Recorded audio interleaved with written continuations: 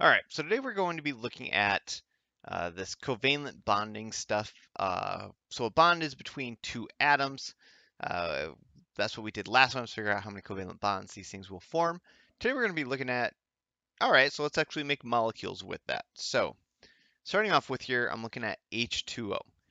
One of the things to point out is ionic bonds are between metals and nonmetals.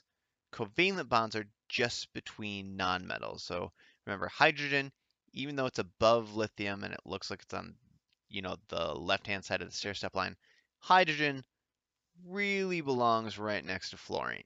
It's a nonmetal, uh, and it has all the properties of nonmetals with one outer shell electron. All right, so when I go to do this, the first step I need to do is I need to figure out how many covalent bonds these things will form. So let's just start off. I just like to do them small and off to the side here. So I have two hydrogens here. So let's go hydrogen, hydrogen. I've got the one oxygen there. All right. Let's figure out how many covalent bonds my hydrogens want. So hydrogen's in column 1, has one outer shell electron. That also means it has one unpaired electron. So it'll form one covalent bond. This hydrogen, I'm going to guess, it's going to look the exact same. And keep in mind, I had them coming out of the right side. You can have that bond coming out of whatever direction you want. All right, oxygen. 1, 2, 3, 4, 5, 6 electrons on the oxygen. So let's even do it the normal way. 1, 2, 3, 4, 5, and 6. All right, so oxygen has two pairs of electrons, two unpaired electrons that it's going to want to fill up. So now at this point, covalent bonding I think is kind of fun. It's kind of like a puzzle. It's essentially you need to get all of the lines connected, and you can't have any left over. So for example, if I just start off by saying, well, let's try connecting these two lines here. All right, so now I have my hydrogens are happy because their lines are connected, but now my oxygen's really not happy. It didn't do anything with its bonds, so that's probably not going to work. And keep in mind from last time, the two bonds on the oxygen can't bond with themselves. Those oxygens want to be spread apart first. All right, so now at this point, I just need to find ways to connect these. So let's go this hydrogen here. That looks really messy, but that's all right. We can fix it later. And that hydrogen there. All right, all of my lines are connected. I don't have any left over. This, though, doesn't tell me anything about what this molecule looks like out in nature. The reason why is bonds can't bend. They can't do right angles. They can't curve. A bond has to be a straight line between two atoms. So it looks like everything connected to the oxygen. So let me start with that. So oxygen, two, I can do that better. Two pairs of electrons right next to each other. So that's what these two are, two pairs of electrons right next to each other. Then we had two bonds coming out of it, and each bond was going to a hydrogen. All right, so this is what it looks like. With these two pairs of electrons next to each other, these two uh, covalent bonds next to each other. Keep in mind, this is existing in three-dimensional space. We're going to talk about kind of geometries later on. But the big thing to know is each of these covalent bonds represents two electrons. So if I want to focus on this bond right here, that bond's an electron from the oxygen, spending equal amount of times between the oxygen and the hydrogen, and it's an electron from the hydrogen doing the same thing. So now this hydrogen looks like it has two electrons around it, which hydrogen only needs two electrons to have a full outer shell.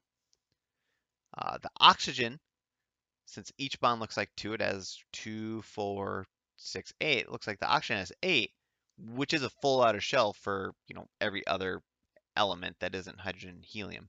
So it looks like that oxygen's happy now. Um, Naming this thing would be pretty easy. We call it water, or if I'm looking up here, the 2 means di, so that could be dihydrogen monoxide, which is, there's some funny articles about that online. All right, so that was a pretty basic one. Let's look at O2. So O2 is oxygen gas. This is stuff we breathe in.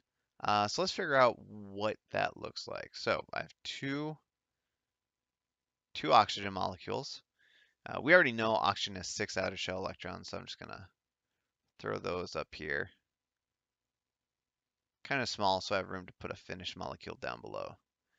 All right, so O2, this formula tells me that's all that's in this molecule. Now I just need to figure out how to get these lines matched up so everything's happy.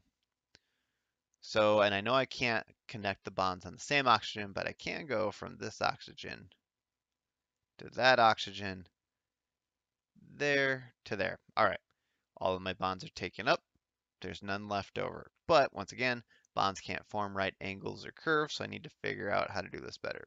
So I've got the two oxygens there. It looks like there's two bonds between those oxygens, which is completely fine to do. To do that, I'm just going to put those two lines right next to each other.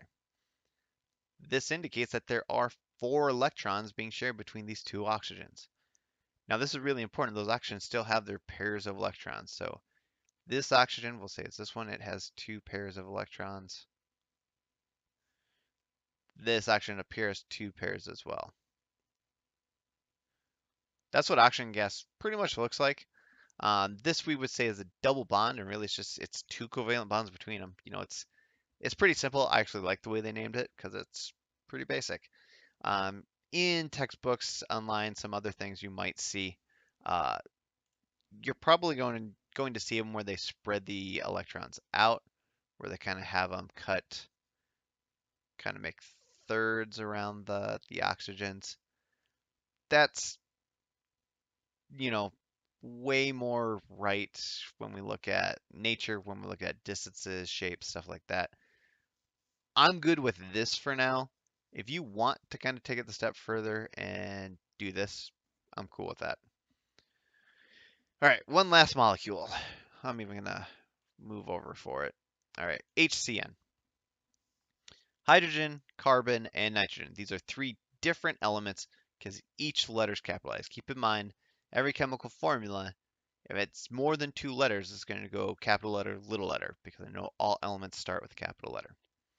All right, so just like we've been doing, we're going to do small versions of these things over here. All right, hydrogen, we already figured out, 1 outer shell electron wants 1 bond. Carbon is one I haven't looked at in a video yet, but it has 1, 2, 3, 4 outer shell electrons. 1, 2, 3, 4. All of them are unpaired because that's what makes carbon awesome. It's what allows carbon to have its own chemistry we'll be talking about at the end of the course. But yeah, so 4 covalent bonds. Nitrogen's at 1, 2, 3, 4, 5. Kind of messed up here with that. Pretend that's a pair of electrons. So 3 unpaired electrons, each wanting a bond, 1 pair. I should maybe have done this a little bit better. I'm going to redo this over here. Hydrogen, carbon. Keep in mind when you do this, for those of them that look kind of tricky, you might want to do it on scratch paper first. All right, so the same rules apply. I need to get these things connected in a way that all the lines are connected and none are left over. So let's say I start this hydrogen over to that nitrogen. Okay, hydrogen's happy now. This nitrogen needs 2 more bonds. This carbon has 2 there. So if I go bam, bam, hydrogen's happy, nitrogen's happy, carbon super, super not happy.